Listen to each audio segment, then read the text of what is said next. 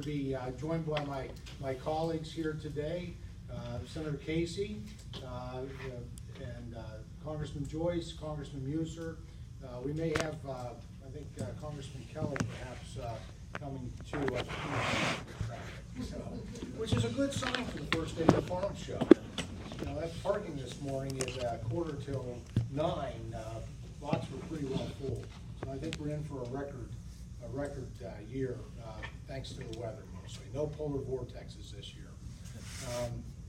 But I do want to welcome, before I do, just a little encouragement. If you haven't got one, in some of these in the front table, in terms of, if you have got a question you'd like to ask, it's really helpful if you could lay that out, write that, fill these in, and then we'll be collecting those. And we're really looking forward to hearing your questions, your observations. This is an agriculture session. There's always lots of stuff to talk about when it comes to government. But in the few, what precious time we have here today, we really want to focus on that #1 industry of agriculture, rural America, basically. And so I do want to welcome everybody here. You know, each January we gather here to celebrate the heritage of Pennsylvania and our #1 industry, agriculture. The Farm Show goes back to 1917. Most you know, when the first event showcased 44 commercial exhibitors featuring the latest in farm machinery and 440 competitive exhibitors. That modern machinery in 1917, I think a lot of us wish we had some of that sitting around. Probably worth a whole lot more today than what it was purchased for back then. And since then, obviously, the Farm Show has grown and has become the largest indoor agriculture exhibition in the world, and we're real proud of that. Dr. Milton Eisenhower, Penn State University president, brother of President Dwight D. Eisenhower, dubbed the Pennsylvania Farm Show always the greatest show on earth during his 1955 visit.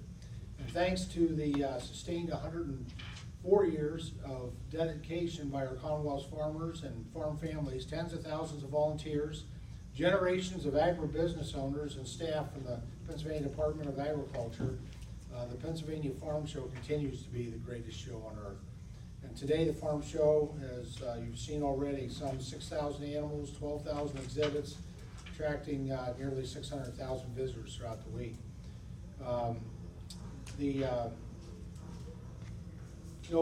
There's been a lot of good things happening in agriculture.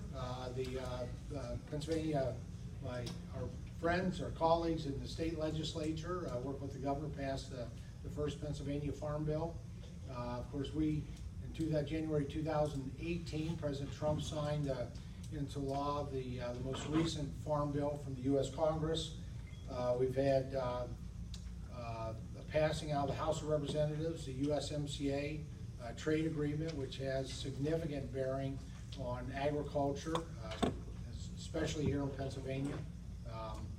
I think the last I heard, January 15th, the translation of the phase 1 of the China deal has been, China trade agreement's been completed, and supposedly by the 15th, we'll see, that's supposed to be signed in Washington with a signing in Beijing sometime after that, having $50 billion in agriculture purchases guaranteed as a part of that by China, which is twice as much as what we've ever had in the past. So there are really a lot of good things, but with that, it's agriculture, and there's no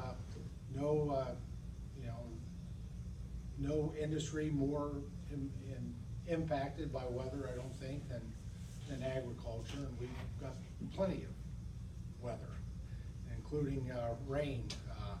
At least it's not white today, so no snow to deal with, but the rain hasn't been helpful. I talked with one farmer that's in here that just last week was taking corn out of his field because he couldn't get it done in the fall because of the wet weather. So there's always things and struggles when it comes to our #1 industry, the industry that impacts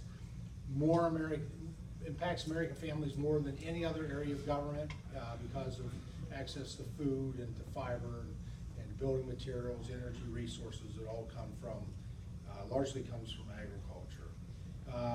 So I want to thank you for being here. Again, encourage you to fill out the questionnaire if you like, and Pleased to recognize our senior senator from the state of Pennsylvania, Senator Casey, for some opening remarks.